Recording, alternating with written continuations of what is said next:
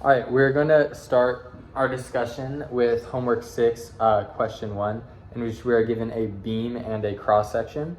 So we know the force on the beam, and we are asked to find the max tensile and compressive stress in the portion BC of the beam. So I started off by listing the equation, which is normal stress from bending, stress equals mi over I.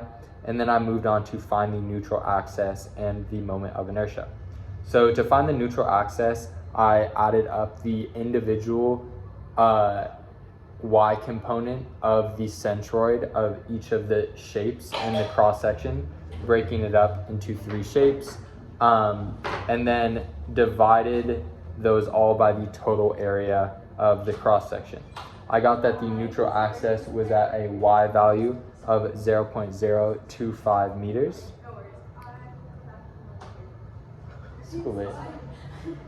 Moving on to the moment of inertia, I drew out a little diagram of the centroids and the neutral axis, and then I moved on to the moment of inertia, in which we use the parallel axis theorem. I have a question. Sorry, going back to the centroid, I saw that you treated it as it was a rectangle with 2 rectangles on top. Mm-hmm. Is there another way you could shape the rectangles to find the centroid? I think technically you can break up this shape into any known shapes. It's just to simplify it. You could extend each of these rectangles on the sides to be longer. It just makes it easy because we know that the centroid of a rectangle the centroid of a rectangle is just directly in the center of that rectangle, so it's easy to use simple shapes. Awesome, thank you. Yep. All right, moving on to the moment of inertia, we use the parallel axis theorem. So we use the moment of inertia for rectangles, which I believe is 1/12 base times height to the third. And then with the parallel axis theorem, you have to add the area times the distance squared.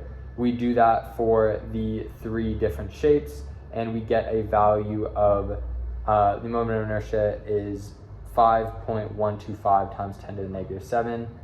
Do you know the units of moment of inertia? Inertia is, I do not remember. All right. That would be a good thing to know, just so we check that all of the units are matching up when we come to the final equation, but for now we'll just assume that that is correct. Moving on to the bending moment, were those given? They were not given. So the first thing I did was find the reaction forces on both of the sides. We know the P forces are 12 kilonewtons and 12 kilonewtons. By using the moment about A and then the sum of forces in Y, we get that both of the forces A in the Y direction and D in the Y direction are also 12 kilonewtons, just pointing upward. So that helps us solve for shear. In our case, we're only worried about shear in the region BC because that is where we're asked to find the maximum tensile and compression stress. So I only did the tensile stress graph for section B to C. But if you make a simple cut down the center of the beam, you see that the magnitude after you set up a free body diagram, you see that the shear stress, which is pointing down due to our positive sign conventions, is going to be equal to 1.8 kilonewtons per meter. From there, we can find the max tensile and compressive stresses using the y distance to the top of the cross section and the y distance to the bottom of the cross section from the centroid.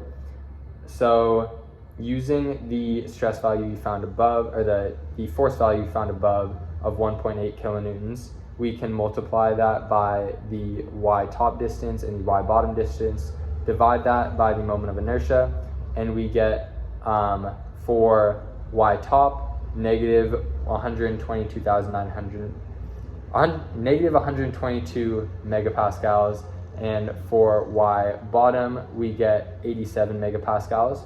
So these are the maximum and minimum.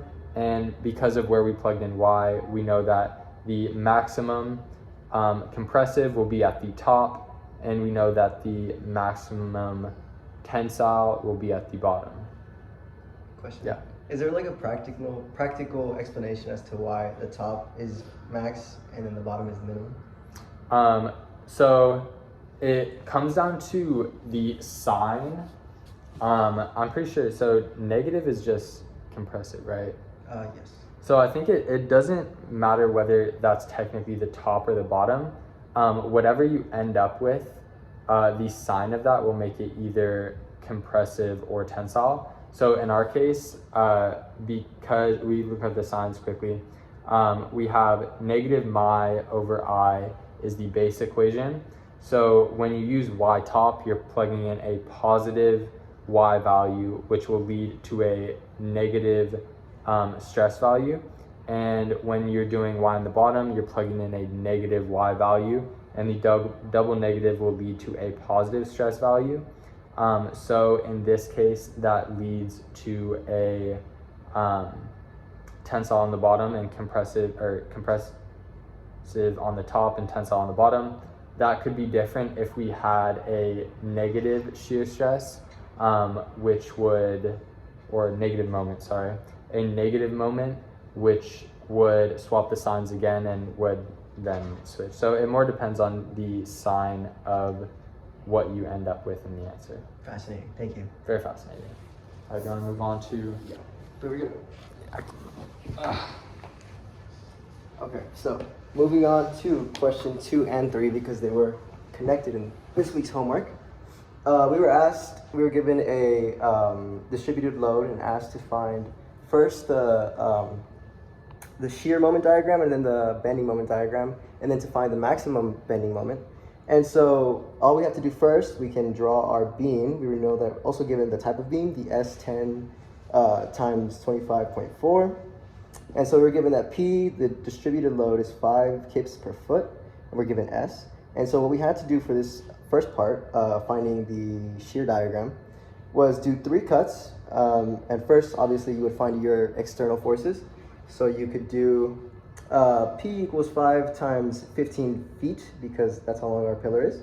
And you would find that, let's see. So you're given P, like the ideal P would be in the center as 75 kips. And then you can find your other 2 reaction forces right here. And then you can proceed with your cuts. And you would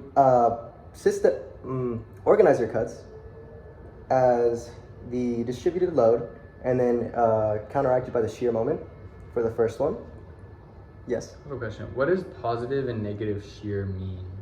So just from convention, positive shear usually means downwards. So I actually made a mistake here. I put negative shear simply because I can look at this diagram and understand that the shear would have to counteract the distributed way, distributed load. However, this is technically wrong. It should be downwards.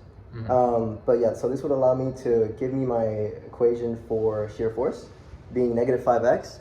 And the way to solve for our diagram is that we know that x here is the length of our cut, and it's going to be at a minimum 0 and a maximum at point C, or I'm sorry, point B. Oh no, C. And we know C is 2 feet, so x is going to be between 0 and 2 feet. And you would plug in your minimum and maximum, giving you between 0 and negative 10. So you can do a linear line from 0 to negative 10, and that's your first part. Then you would proceed to your second part, your second cut, and you can either do one cut or assume the middle section of both cuts. And I just did one cut, and so it allowed me to solve for my sum of forces in the y direction. It gave me my shear force, again, the equation for it being negative 5x plus the initial load that was the previous shear force. And so what this is going to give me is an equation that I can again plug in 0 to the distance of points. This was the cut between point A and D, so point D. And that's going to give me an equation between 0 and negative 26.25, or I'm sorry, between 33.75 and negative 26.25, which is the reason that I get this long linear line from positive to negative. And that's why it jumps up from negative to positive, because we go from having negative 10 over here and then jumping to a positive 33 baseline. And actually from here, thankfully, because the question was a multiple choice, we could see that this was I believe it was option 1. It was the only option that allowed a diagram that showed negative, positive, negative. And so I could technically assume the rest. And that was for question 2. And so I could proceed to question 3, being that what was the maximum moment, meaning you would have to draw the diagram and then find the actual value of it. And so thankfully, we can do a little shortcut by understanding that the moment diagram is simply the derivative of our shear diagram. That means that if you look closely, we have a linear negative slope, meaning that our derivative for the moment is going to be negative, starting at 0, going in the negative direction. And then we have a really abrupt positive, but still negative slope, meaning we have a negative parabola. And then again, it abruptly goes up and then goes down, so another negative parabola. And so this is going to give us the shape of our bending moment without actually having to calculate too much. And by simply looking at this graph, out of the options we were given, we could find the proper graph and also the location where the moment would be the maximum. And that was going to be at 6.75 feet. And this means that you can instantly go, yep. Does the technique of treating the slope of M as the graph of V work if there are moments included on the beam? So if you were to include directly applied moments, it would get a lot more complicated. And I don't know if you recall in class, but we actually made a separate diagram for things like applied moments. Mm-hmm. And this is where you have to take into account the shear force at a point, the shear force from a point to another point, and then the shear force at the final point. And it's a little more complicated. That includes looking at the left point, the right point, and then the difference between them. And so if you had an applied moment and L, the technique of using the diagram of a slope kind of goes out the window, unfortunately. Mm-hmm. But thankfully, this was simply, yes, Aiden. So if the moment is the integral of the shear force, does that mean if we were looking for a max moment, we can kind of shortcut by only looking at the peaks of it, which in theory, I think based on, it was like 20B Calc 2 or Calc 3, where you take the 0 points of the shear diagram, because that would be when the slope of the moment is 0, and that would be your peaks and minimums.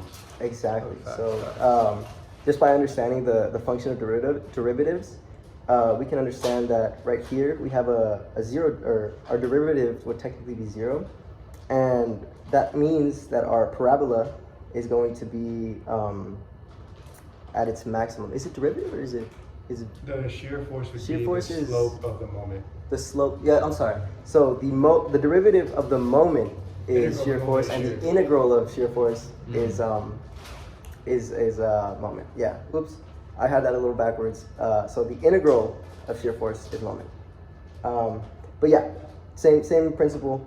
The integral of this at 0, that means you're gonna have a maximum, and that is right here. And so using the graphs we were given, we can see that, shortcut by doing all the work, we know that it's gonna be at 6.75. And so from there, it's a lot simpler. You simply make one cut and you can solve for your external moments and your external forces. We already solved for external forces. We solved for the moment applied, MCB, and you get your solution right here, 4.64 or 46.4. And all you have to do, thankfully, it's a lot simpler than the previous question. The equation is simply the moment over S. We were given S.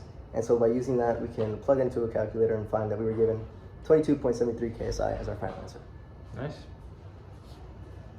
Welcome. So for question 4 on the homework, we have this question here, where basically we're given a beam, its loadings, the width of the beam, and we are trying to solve for the height, knowing that the graded timber has an allowable normal stress of 14.5 megapascals. So immediately, I think allowable normal stress and loading, I'm gonna go to like the stress equation that we went over, where the stress is equal to MC over I, also known as M over S. We're reducing S through the equation. I forgot what it ended up being.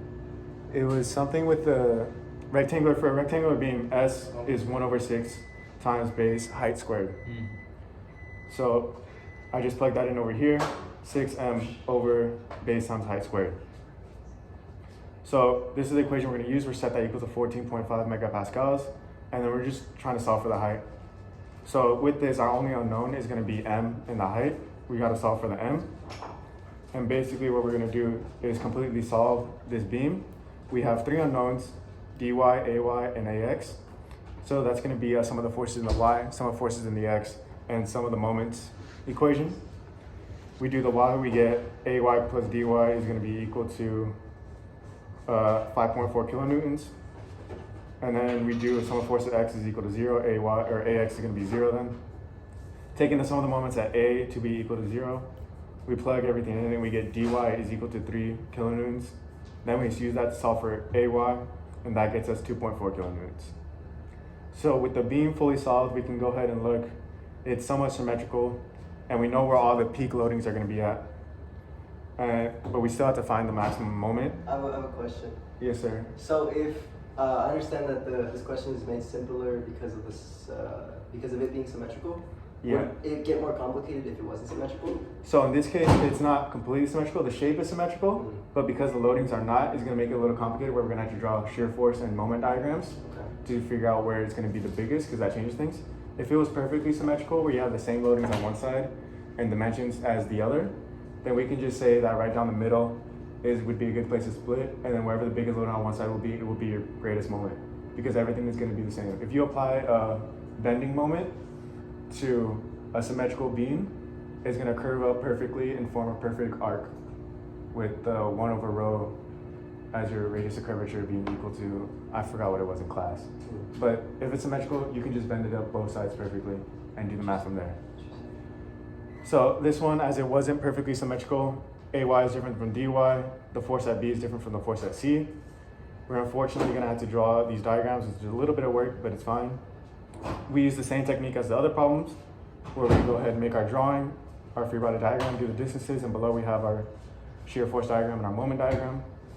And because there is no, for your shear force, it's equal to the integral of distributed load times your dx. Because there's no distributed load here, we know that our shear force does not change, or does not have like a change in shear force. This means that we can solve our shear force to be at each of the peaks of the forces. So I just kind of did that right here at the side. I said VA is equal to 2.4, VB is 2.4 minus 1.8 because we have the force 1.8 going down now. And then I just kept on going. I solved for the shear force at different points at point A, B, C, and D. And then because there's a distributed load, there's no arc, curve, or slope. Yes, Spencer? Do you need the shear to solve for the moment? It helps me. In theory, there's a way you can do it where you set up the equations and you put the moment as a function of the shear, and then you can draw a function, or I think it's with the squiggly line. What is it called? A system of equations. If you have a function for your shear, it's a lot easier because then you can just take the integral of that function with respect to x and then get a moment function and use that to draw your diagram. And then you use the shear equation to draw the shear diagram. But in this case, we didn't really have that. So I just solved for the shear first, and then knowing that the moment is the integral of shear force times dx, I would then use that to solve for that. So continuing, we just connected the dots because there's no distributed load, which means there's going to be no slope between them. It's going to be straight until we get to the next point of loading. And that gives us this graph right here. Then using that to make our moment diagram, we take the integral of each. At MA, we're going to have no moment. Our change of moment is going to be 2.4 dx with the integral. And then we just keep on moving down.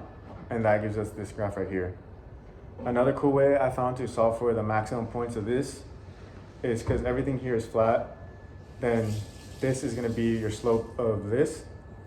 We can use that 2.4 being our slope, calculate 2.4 times this was 0.8 meters, and then we get our moment at this point, and then we add that to the moment at this point by taking the area here.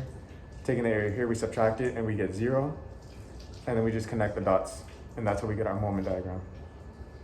Looking at this diagram, I learned that 2.4 was going to be our biggest moment, and that's going to be at point C.